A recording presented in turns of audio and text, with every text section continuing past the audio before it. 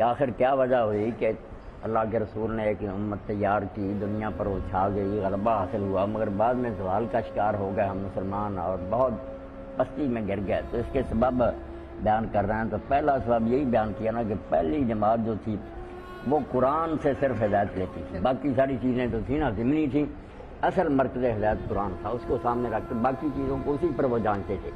مگر بعد میں انہوں نے کیا کیا کہ دوسری قوموں کی جو باتیں تھیں نا غلط سر وہ ساری داخل کرنی تفسیروں میں، حدیثوں میں، لوگ ان میں ڈوب کر رہ گئے. تمدن، تصوف، شریعت، کلام، بتان عدم کے پجاری تمام یہ امت روایات میں کھو گئی، حقیقت خرافات میں کھو گئی. پہلا سبب تو یہی ہوا کہ قرآن جو تھا نا اس کو پیچھے پھینک دیا، اس کی بجائے نا دوسری چیزیں تو تھیں ان کو ترجیح دے دی. مدارس میں بھی قرآن مجید کے 2 ہی پارے رہ گئے، وہ بھی بیضاوی پڑھا دیں جس میں تفسیر نہیں اور سب کچھ. تو یہ رہ گیا کہ قرآن پیچھے، باقی کتابیں جو مقدم کر دی گئیں جن میں ملاوٹ تھی. ایک سبب تو یہ بیان. دوسرا جو حکیم صاحب نے بتایا، پڑھا آپ لوگوں نے، کہ وہ عمل کے لیے قرآن کو پڑھتے تھے. یہ نہیں کہ کوئی عالم فاضل بننا ہے، نہیں، اس کو کتاب ہدایت سمجھتے تھے کہ جو کہتی ہے وہ کرنا ہے. اگر پڑھا کہ یہ حکم دیا قرآن نے، آگے نہیں چلتے تھے جب تک اس کے مطابق اپنے آپ کو ڈال دیں.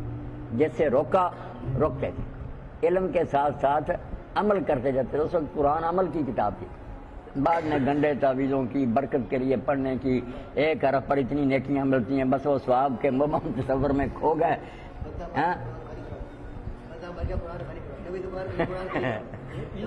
بس وہی بات رہی، بآیات جزی کار نداری کیا یاسین ہے وہ آسام میری. اب اتنا ہی تعلق قرآن کے ساتھ رہ گیا کہ مرنے لگے نا تو یاسین پڑھو، جان آسانی سے نکل جائے. یہ مارنے کا نسخہ.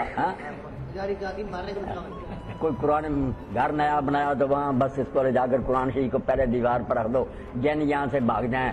تو یہ ہے کہ جنتر منتر کی کتاب رہ گئی، ہدایت کے لیے پڑھنا چھوڑ دیا. تیسرا سبب کیا بیان کیا آخر میں کہ باقی جو تھے نا جاہلیت کفر سے بالکل کٹ جاتے تھے، پھر کشتیاں جلا کر آتے تھے. یہ نہیں کہ آدھا اسلام اور آدھا کفر مل جل کر ایسی زندگی نہیں گزارتے تھے. جو اسلام لے آیا اس نے پھر کفر کو ایسے ہی سمجھا کہ یہ نجاست ہے، گندگی ہے، آگ ہے، اس کی طرف دوبارہ لوٹنا، آگ میں چھلانگ لگانے کی بات ہے. وہ دنیا کے معاملات، لین دین، تجارت کافروں کے ساتھ کرتے تھے، مگر ان کے رسم و رواج، ان کا طریقہ، کلچر، تہذیب اس سے بالکل ایسے ہی نفرت کرتے تھے جیسے غراض سے کی جاتی. یہ 3 سبب سید قطب رحمۃ اللہ علیہ نے بیان فرمائے. یہی لے ڈوبے مسلمانوں.